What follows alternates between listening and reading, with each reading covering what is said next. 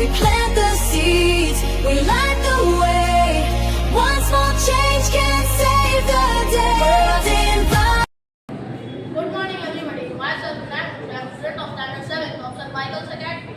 Today, as we gather here to introduce about World Environment Day. So, I will tell you what is World Environment Day, who established this, what lesson it brings for us, and what precautions should be taken for our Earth. So, World Environment Day is celebrated every year on the 5th of June.